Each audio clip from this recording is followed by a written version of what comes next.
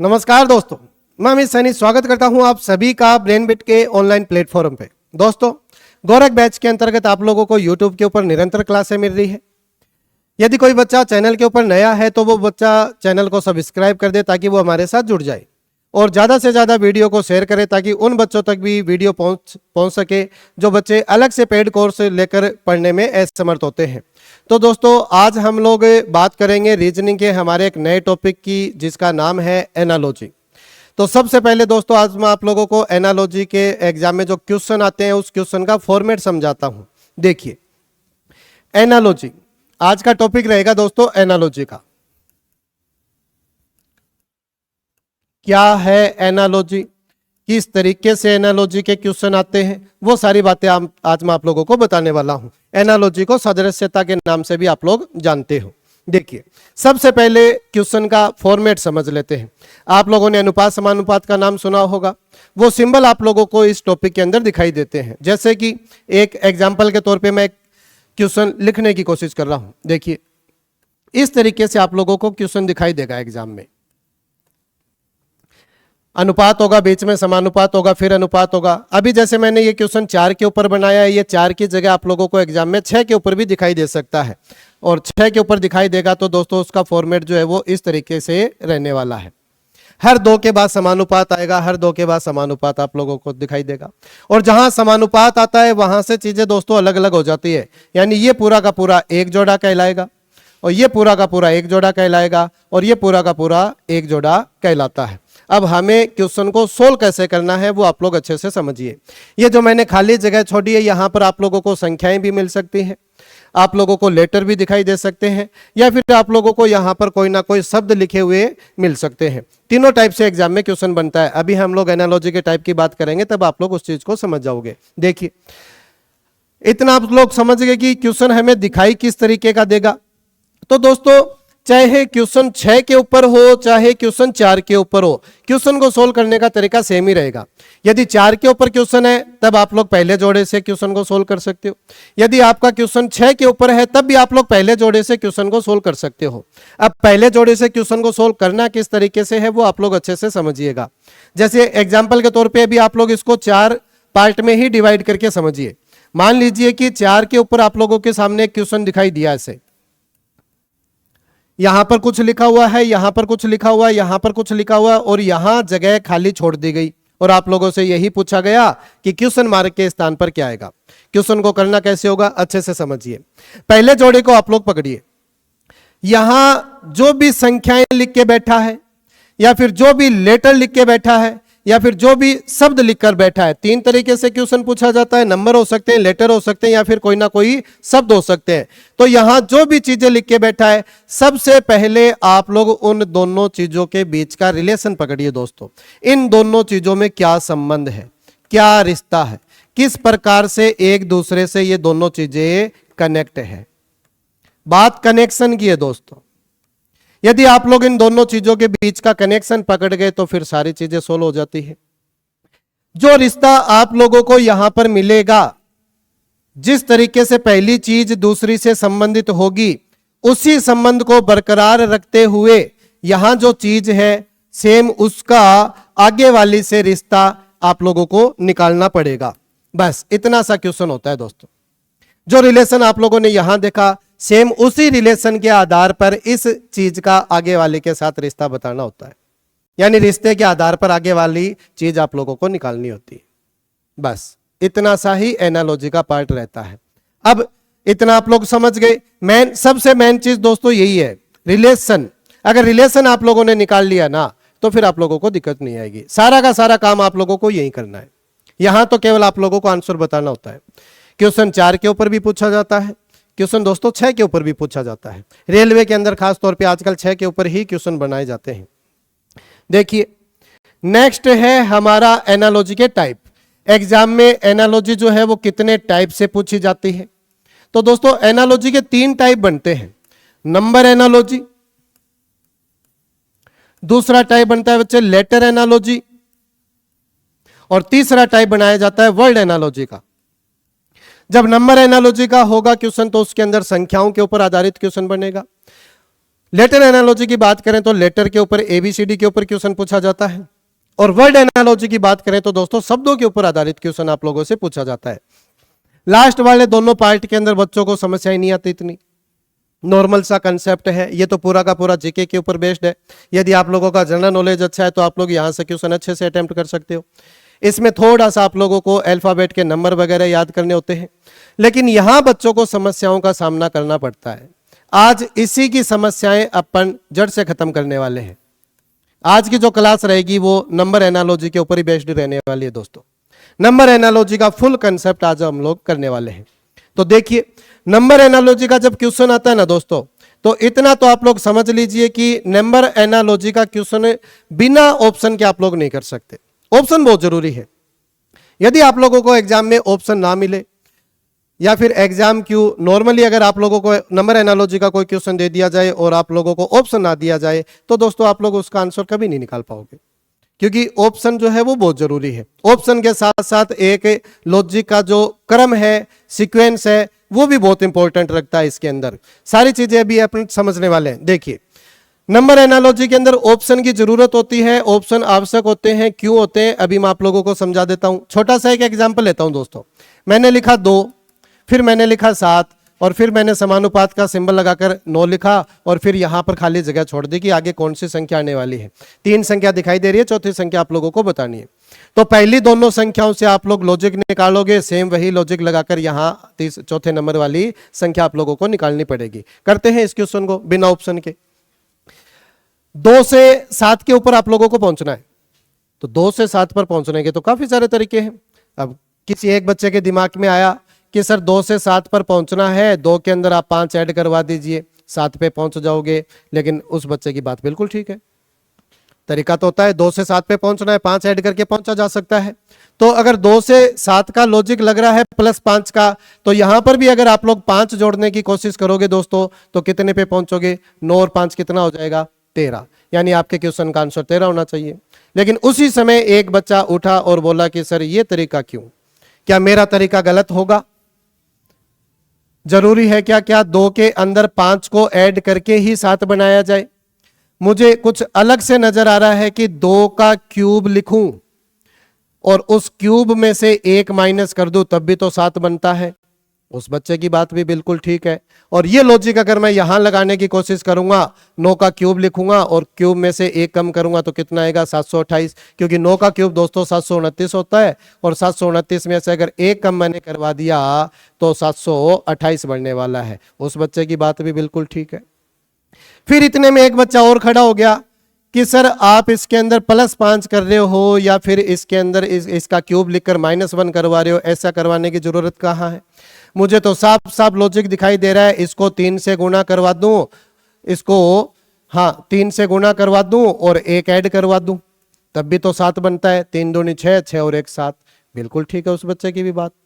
तो सेम यही लॉजिक अगर मैं यहां लगाऊंगा, 9 को 3 से गुणा करूंगा और 3 से गुणा करने के बाद में अगर उसमें 1 ऐड करूंगा तो दोस्तों कितना बनेगा? 28 बनेगा।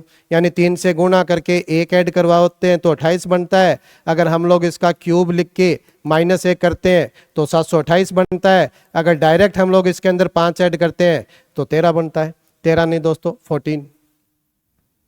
13 नहीं होगा, 14 बनेगा। 9 और 5 14। समझ में आ रही है बात? तो दोस्तों मेन चीज क्या है कि सर 2 से 7 पे पहुंचा कैसे जाए? तरीके तो काफी सारे हैं। 2 संख्याओं के बीच अगर आप लोग लॉजिक ढूंढने की कोशिश करोगे तो आप लोगों के पास काफी सारे तरीके होंगे जिनसे आप लोग पहली संख्या से दूसरी संख्या पे जा सकते हो। तो सर इनमें से आंसर कौन सा करेक्ट होगा? नहीं बताया जा सकता। बिना ऑप्शन के आप लोग नहीं बता सकते। अगर सारे के सारे ये ऑप्शन आप लोगों को एक साथ दे दिए जाए तब आप लोग बिल्कुल फंसोगे। लेकिन उस समस्या का भी समाधान निकाला जा चुका है कि एनालॉजी के क्वेश्चन, खास तौर पे नंबर एनालॉजी के क्वेश्चन किस तरीके से किए जाते हैं। तो यहां अपन ने जो ये रिलेशन लगाए ना, जो एक दूसरी संख्या के बीच में जो संबंध निकालने की कोशिश की है, उन लॉजिकों का क्रम डिसाइड कर दिया गया कि अगर एक संख्या से दूसरी संख्या पे जाने के काफी सारे तरीके हैं, तो उन तरीकों को आप लोग थोड़ा सा एक ऑर्डर के अंदर सेट करवा दीजिए कि सबसे पहले ये तरीका देखा जाता है, उसके बाद दूसरा तरीका देखा जाता है, उसके बाद तीसरा तरीका देखा जाता है, और फिर आगे इसी प्रकार से देखा जाएगा। तो समझ पा रहे हैं बात को। नंबर एनालॉजी के क्वेश्चन को जब भी आप लोग करोगे ना, तो पहली संख्या से दूसरी संख्या पे पहुंचने का तरीका क्या होगा? तरीके काफी सारे होंगे, लेकिन सबसे पहला तरीका आप लोगों को लगाना क्या होगा? तो जो लॉजिक होते हैं दोस्तों वो इंपॉर्टेंट होते हैं। यहां पर क्या क्या लॉजिक लगाकर आप लोगों को क्वेश्चनों को सोल्व करना होगा। सबसे पहला लॉजिक दोस्तों लगाया जाता है अभाज्य संख्याओं का। यदि कोई एक दूसरी संख्या एक दूसरे से अभाज्य संख्या के रूप में कनेक्टेड है, तो दोस्तों अभाज्य संख्याओं का लॉजिक सबसे पहले लगाया जाता है। हाँ, ये एक अलग बात है कि अभाज्य संख्याओं का लॉजिक आजकल कम लगता है एग्जाम में। Normally by chance he question इसके ऊपर पूछा जाएगा, वरना अभाज्य संख्याओं के ऊपर क्वेश्चन नहीं पूछा जाता। लेकिन दोस्तों जब भी क्वेश्चन पूछा जाता है ना, तो बड़े बड़े बच्चे जो है वो भी मार खा जाते हैं इसके अंदर, क्योंकि इसी तरीके से क्वेश्चन बनाया जाता है अभाज्य संख्याओं का। नॉर्मली नहीं पूछता, लेकिन जब पूछता है तो अच्छे लेवल के ऊपर क्वेश्चन पूछता है, बच्चों का ध्यान ही नहीं जाता इतना। आप लोग ये गलतियां मत करना। फिर अगर अभाज्य संख्याओं का लॉजिक नहीं है एनालॉजी के क्वेश्चन में, तो फिर हमें क्या देखना होगा दोस्तों? फिर देखा जाता है स्क्वायर या फिर क्यूब का लॉजिक। दोस्तों स्क्वायर और क्यूब का लॉजिक देखा जाता है, यानी वर्ग और घन का लॉजिक आप लोगों को देखना होगा। यदि पहली संख्या दूसरी संख्या से किसी ना किसी स्क्वायर या फिर क्यूब से रिलेटेड जुड़ी हुई है, तो फिर दूसरे इस पार्ट को आप लोगों को महत्व देना पड़ता है। अभाज्य संख्याओं का लॉजिक कम लगता है, तो सबसे ज्यादा इंपॉर्टेंट आप लोगों के लिए यही रहने वाला है। नंबर एनालॉजी की अगर क्वेश्चनों की मैं बात करूं ना, तो 80 to 90% क्वेश्चन जो है वो स्क्वायर और क्यूब के ऊपर आधारित बेस्ड होते हैं बच्चे। आप लोग थोड़े से स्क्वायर क्यूब अच्छे से याद रखोगे। अगर स्क्वायर क्यूब आप लोगों को अच्छे से याद है, तो नंबर एनालॉजी के क्वेश्चनों में आप लोगों को समस्याओं का सामना नहीं करना पड़ेगा। समझ गए? और कभी कभार क्या होता है कि स्क्वायर और क्यूब दोनों का लॉजिक एक साथ लगाया जा सकता है। तो जब स्क्वायर क्यूब का लॉजिक एक साथ लगे, तो उस समय आप लोगों को महत्व किस पार्ट को देना पड़ेगा? जो डायरेक्ट लगे, जिसके अंदर स्टेप कम हो।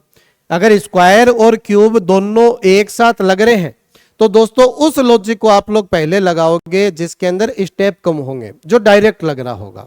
बाकी इतनी नौबत आती नहीं कि दोनों लॉजिक एक साथ लगे, लेकिन अगर बाई चांस लग जाए तो फिर डायरेक्ट लॉजिक वाले को महत्व देना होता है। अगर ये भी ना लगे, तो फिर आप लोग बच्चे क्या करोगे? गुणा या फिर भाग का लॉजिक लगाओगे। और गुणा भाग का लॉजिक दोस्तों एक साथ नहीं लगता, क्योंकि अगर मल्टीपल का लॉजिक है तो संख्या जरूर आप लोगों को बढ़ती हुई मिलेगी। अगर डिवाइड वाला लॉजिक लग रहा है तो संख्या आप लोगों को आगे की तरफ कम होती नजर आएगी। फिर अगर गुणा भाग का लॉजिक ना लगे, तो चौथे नंबर पे किसको प्रायिकता देनी होगी आप लोगों को? प्लस या फिर माइनस का लॉजिक आप लोगों को लगाना होता है। प्लस और माइनस का लॉजिक भी गुणा भाग की तरह कभी भी एक साथ नहीं लग सकता, क्योंकि अगर प्लस का लॉजिक है तो संख्या बढ़ती हुई दिखाई देगी, अगर माइनस का लॉजिक है तो संख्या कम होती हुई नजर आएगी। तो यहां कंफ्यूजन नहीं होता। तो सबसे इंपॉर्टेंट आप लोगों के लिए क्या रहेगा बच्चे? स्क्वायर और क्यूब। इसको ध्यान में जरूर रखना।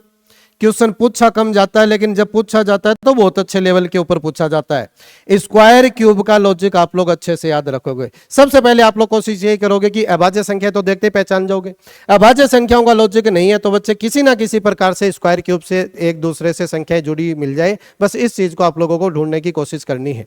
जैसे क्वेश्चन की बात करते हैं दोस्तों, जैसे कि सबसे पहला क्वेश्चन आप लोगों के सामने दिखाई दे रहा है। क्वेश्चन करोगे, बार बार प्रैक्टिस करोगे तो सारी चीजें समझ में आने लग जाएगी। क्वेश्चन के ऊपर प्रैक्टिस कीजिए। देखिए 2 4 3 आगे क्वेश्चन मार्क आप लोगों को दिखाई दे रहा है। यहां पर क्या आएगा? तो सेम जैसे मैंने आप लोगों को बताया, इन दोनों संख्याओं से क्वेश्चन को उठाना है। इन दोनों संख्याओं के बीच में जो रिलेशन होगा ना, जो संबंध होगा ना, बस वही संबंध लगाते हुए आगे वाली संख्या आप लोगों को निकालनी होगी।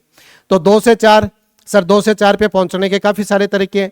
मैं जोड़ सकता हूं 2, बिल्कुल जोड़ सकता हूं। तो 2 के अंदर अगर 2 जोड़ूं 4, तो 3 के अंदर 2 जोड़ूं तो 5 आएगा। 5 ऑप्शन में बैठा है। 2 को 2 से गुणा करवा दूं तो सर 3 को भी तो 2 से गुणा करवाया जा सकता है, 6 पे आया जा सकता है। हालांकि 6 भी ऑप्शन के अंदर बैठा है।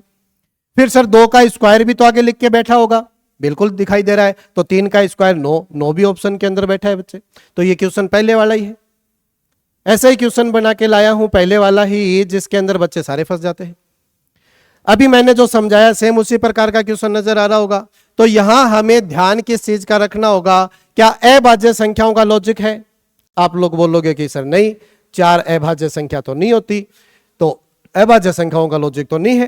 तो फिर आप लोग क्या करोगे, स्क्वायर या फिर क्यूब को महत्व दोगे। 2 से 2 जोड़ने पर भी 4 आता है, लेकिन बच्चे आप लोग इसका वर्ग करवाइए। 2 का वर्ग करने के बाद क्या आता है बच्चे 4, तो 3 का वर्ग करने के बाद में क्या आएगा दोस्तों 9। तो इस क्वेश्चन का जो सही आंसर होगा वो 9 होगा। समझ पाए ना 9 क्यों किया है, 9 करने के पीछे क्या कारण है। 5 भी आ रहा था आंसर, 2 जोड़ने पर 5 बढ़ना है। 6 भी आ रहा था आंसर, सर 2 को 2 से गुना किया, 3 को भी 2 से गुना करवाया जा सकता है, आ रहा था। 9 भी आ रहा था, लेकिन 9 को अपन ने सही माना। क्यों? क्योंकि सर जो प्रायिकता जो हमें दी गई थी लॉजिक की, उसके हिसाब से तो हमारा वर्ग का लॉजिक सबसे पहले आता है, और ये बच्चे इस क्वेश्चन का करेक्ट आंसर है।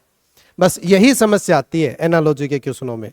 तो ऐसी समस्या का सामना ना करना पड़े, इसलिए बच्चे क्लास को पूरा देखना, अच्छे से कवर करना, फिर कोई समस्या नहीं होगी। नेक्स्ट क्वेश्चन देखिए, सेम सर स्क्वायर का लॉजिक नजर आ रहा है। 5 का वर्ग करवाया 25 आएगा, 6 का वर्ग करवाया 36 आएगा। अगर ऑप्शन के अंदर 36 है तो ज्यादा सोचने की जरूरत नहीं पड़े, बस ऑप्शन अगर मैच कर जाए ना दोस्तों तो फिर ज्यादा सोचने की आवश्यकता नहीं है, आगे बढ़ जाना। 4 फिर से स्क्वायर का लॉजिक नजर आ रहा है। 4 का स्क्वायर करवा दिया 16 बना, तो सर 7 का स्क्वायर करवा दीजिए 49 आएगा। क्या 49 ऑप्शन में है? बिल्कुल है, तो बस टिक लगाइए और आगे बढ़ जाइए।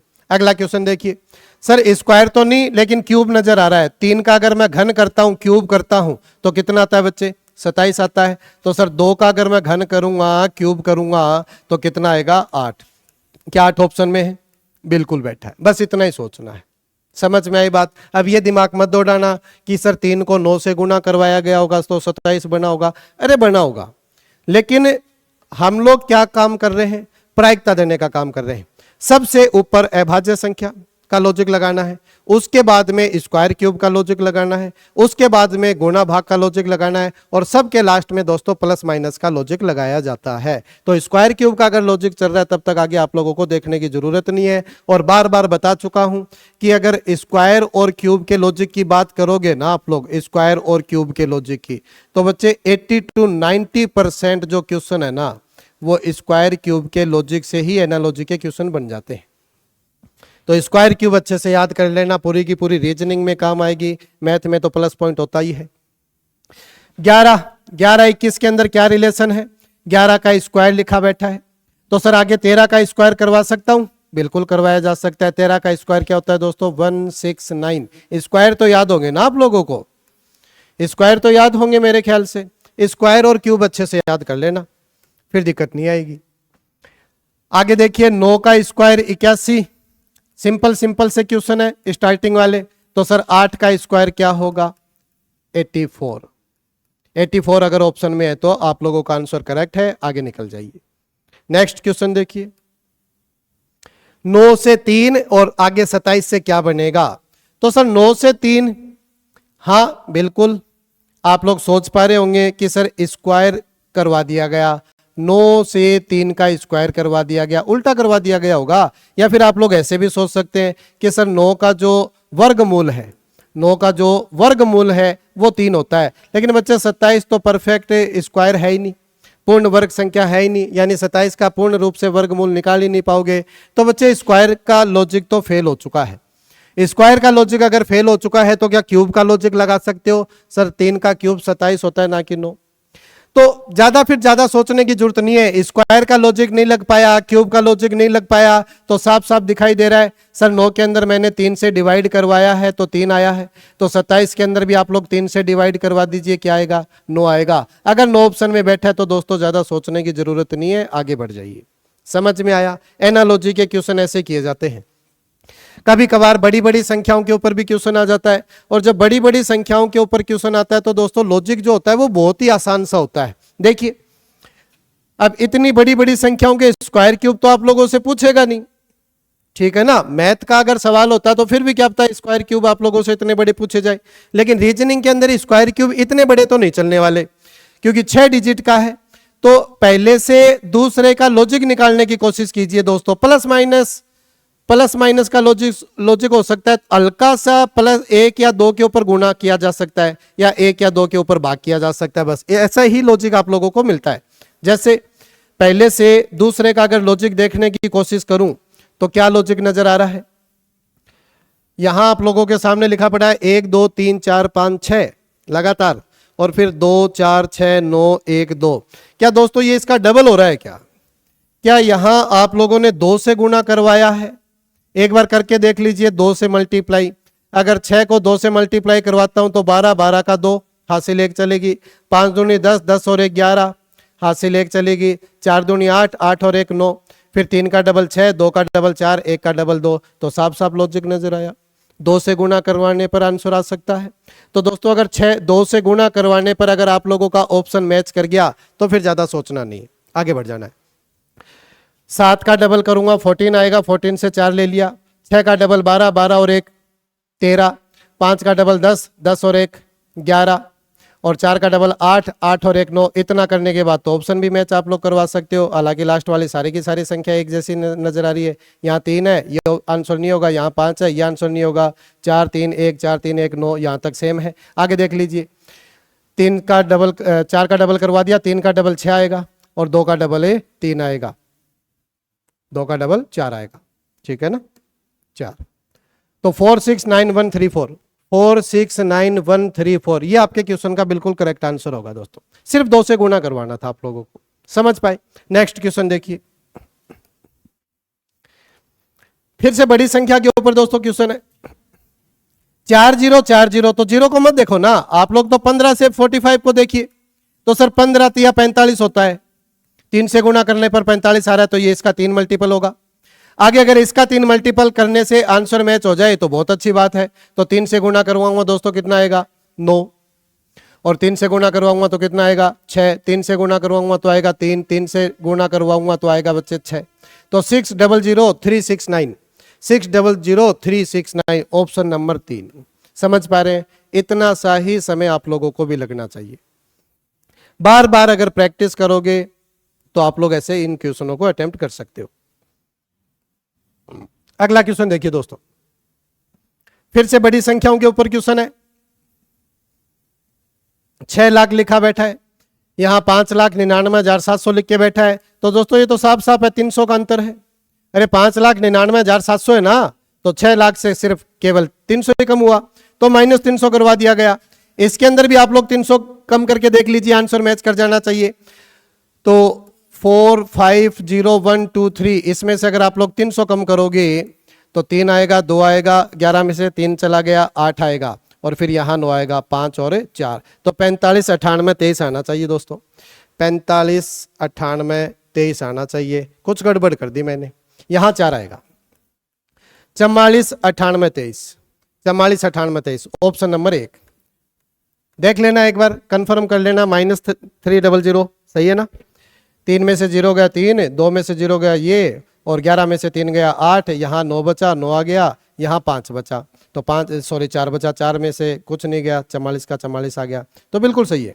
44 98 23 आपके क्वेश्चन का आंसर होने वाला है। समझ पाए। अनुमान अगर नहीं लगा पा रहे तो आप लोग एक बार घटाकर देख लेना इसको। 6 लाख में से 5,99,700 घटाकर देख लेना, अंतर आ जाएगा 300 का, ठीक है ना। नेक्स्ट क्वेश्चन देखिए, फिर से बड़ी संख्या के ऊपर क्वेश्चन आया दोस्तों। 1 2 3 4 5 6 6 4 6 5 4 3 2 1, ये तो दोस्तों उल्टा लिख दिया इसने। लास्ट वाले को पहले लिखा, फिर यहां लिखा, फिर यहां लिखा, फिर यहां लिखा, फिर इसको यहां लिख दिया, और एक को लास्ट में लिख दिया, केवल रिवर्स चेंज कर दिया बस। तो सेम इसी प्रकार से आप लोग भी लिख दीजिए, 1 0 8 6 4 2, ये आपके क्वेश्चन का आंसर होना चाहिए, ऑप्शन बस मैच कर जाए। 1 0 8 6 4 2, ऑप्शन नंबर 3। सिंपल सा लॉजिक। बड़ी संख्याओं के ऊपर क्वेश्चन ऐसे ही पूछे जाते हैं। इतनी बड़ी बड़ी संख्या देकर आप लोगों से ज्यादा बड़े बड़े गुणा भाग या फिर स्क्वायर क्यूब नहीं करवाएगा। हाँ, हल्का सा सिंपल सा लॉजिक होगा। नेक्स्ट क्वेश्चन देखिए, 43 57 111, आगे क्या आएगा। अच्छा क्वेश्चन है, करने की कोशिश कीजिए आप लोग एक बार, अच्छा क्वेश्चन है।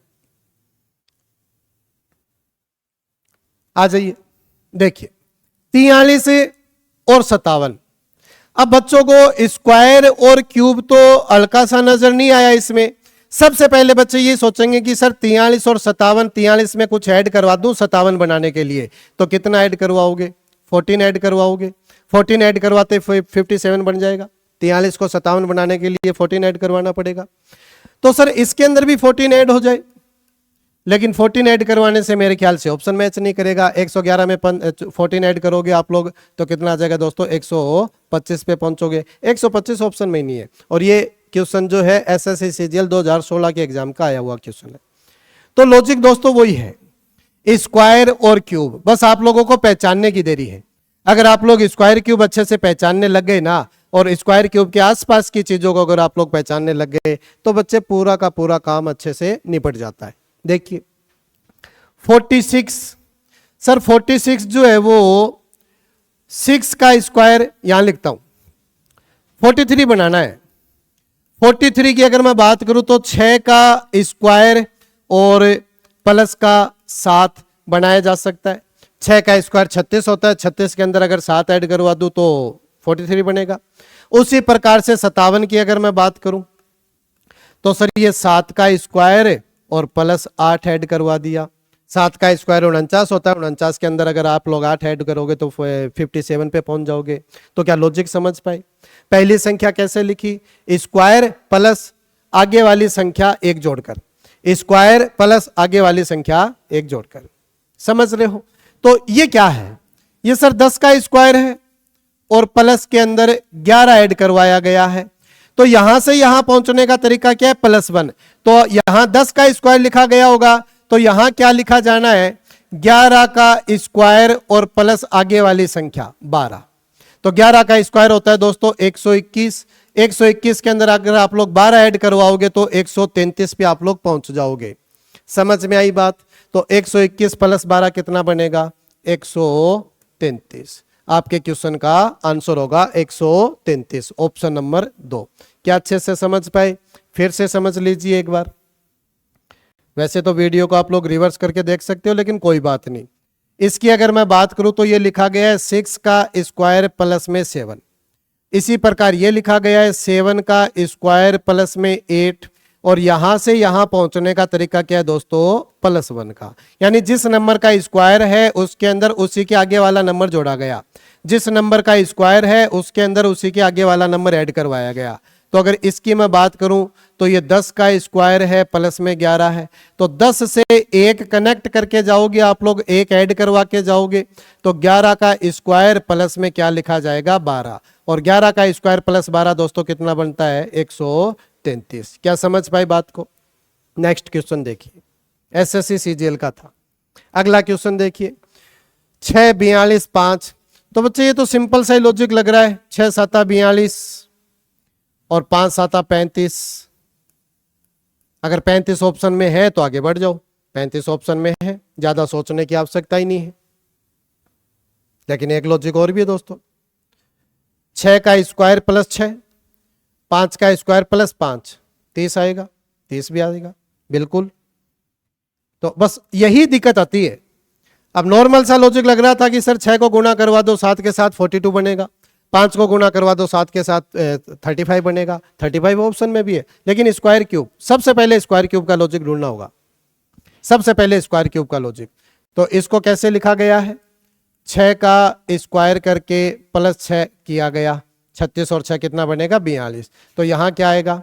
5 का स्क्वायर करके प्लस 5 करवा दिया जाएगा, मतलब जिस संख्या का स्क्वायर उसी संख्या को ऐड करवाएगा।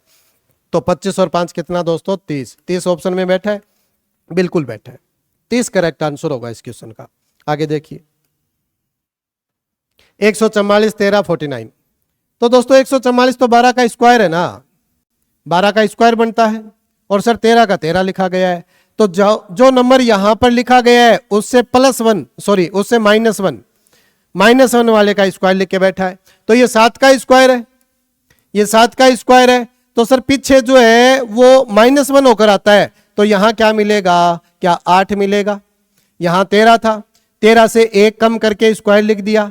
तो सर यहां 7 का स्क्वायर लिख के बैठा है, तो ये कम होकर ही आया होगा, तो पीछे क्या होना चाहिए? 8। समझ पाए किस तरीके से किया क्वेश्चन को? आगे देखिए, सबसे पहले स्क्वायर क्यूब का लॉजिक ही ढूंढना है। स्क्वायर क्यूब का अगर लॉजिक लग जाए तो बहुत अच्छी बात है, वरना फिर गुना भाग प्लस माइनस वाले पार्ट किए जाते हैं।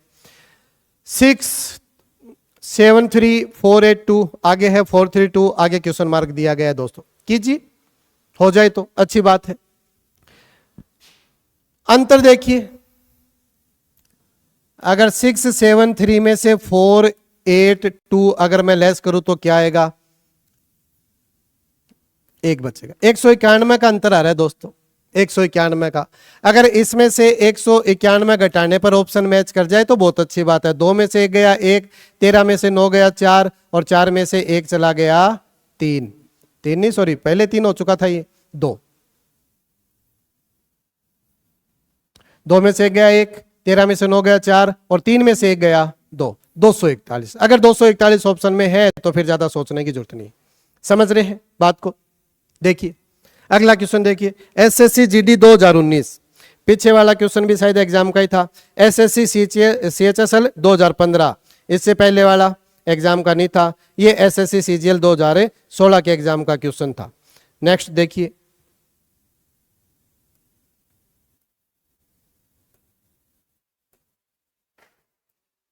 अगला क्वेश्चन कीजिए दोस्तों।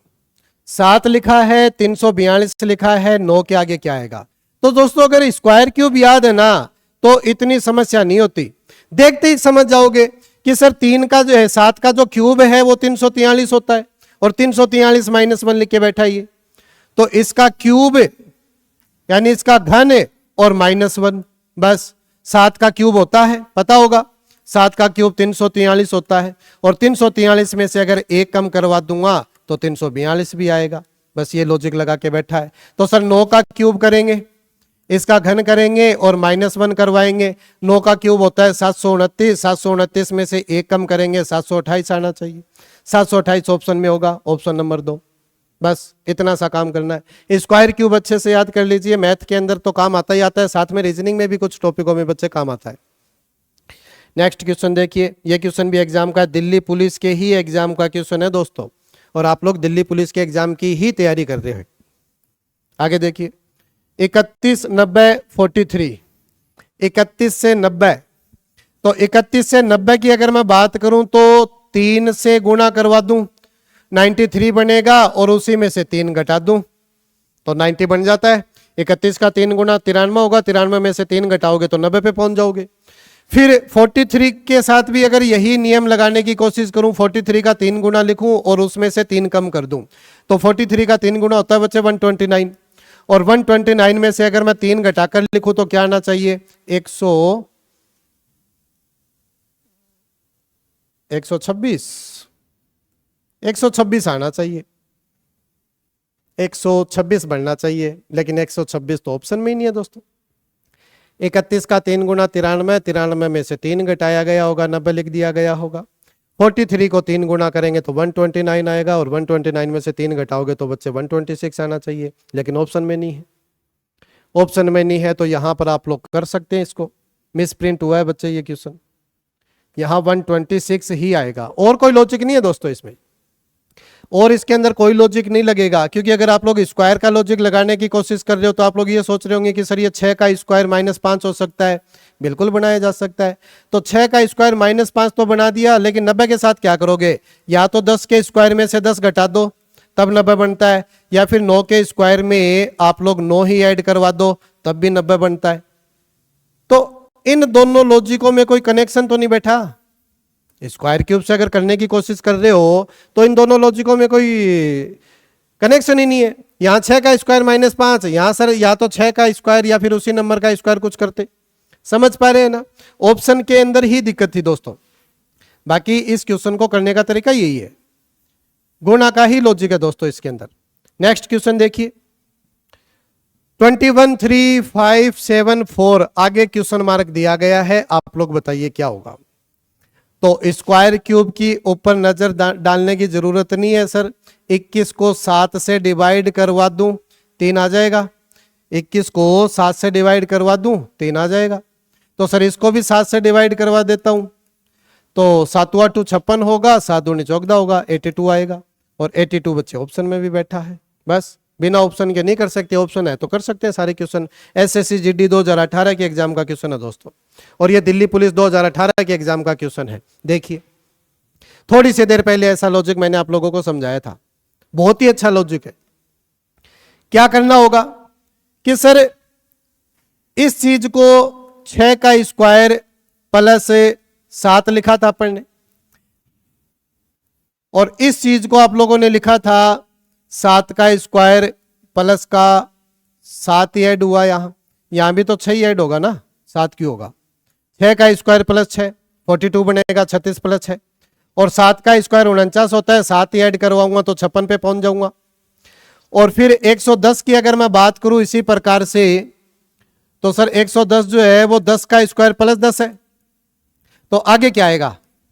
तो यहां से यहां प्लस 1 करके पहुंचे, तो बच्चे यहां से यहां भी तो प्लस 1 करके पहुंचो। तो 11 का स्क्वायर प्लस में 11, और 11 का स्क्वायर 121 होता है, और प्लस में 11 ऐड करवाना है तो दोस्तों 132 आएगा। 132 आपके क्वेश्चन का आंसर आएगा। समझ पा रहे? जिस लॉजिक क्या है, लॉजिक की अगर मैं बात करूं तो लॉजिक क्या है दोस्तों? लॉजिक है n का स्क्वायर प्लस में n, यानी जिस नंबर का स्क्वायर किया गया उसी नंबर को ऐड करवा दिया गया। और ये लॉजिक दोस्तों लग छोटा सा रहा है लेकिन एग्जाम में बार बार पूछा जाता है। जिस नंबर का स्क्वायर किया उसी नंबर को जोड़ दो, या फिर जिस नंबर का स्क्वायर किया उसी नंबर को घटा दो। और जो स्क्वायर के साथ काम किया गया है वो काम सारा का सारा क्यूब के साथ भी किया जाता है, कि जिस नंबर का क्यूब लिखा उसी को ऐड करवा दो वापस, जिस नंबर का क्यूब लिखा उसी को वापस माइनस करवा दो। तो ये लॉजिक आप लोग अच्छे से ध्यान में रखोगे, स्टार मार्क कर लेना बच्चे इस लॉजिक को। एग्जाम में बार बार इसके ऊपर क्वेश्चन पूछा जाता है, और दिल्ली पुलिस के एग्जाम का क्वेश्चन ही था वो। आगे देखिए 12 150, तो बच्चे 12 का स्क्वायर तो 144 होता है ना।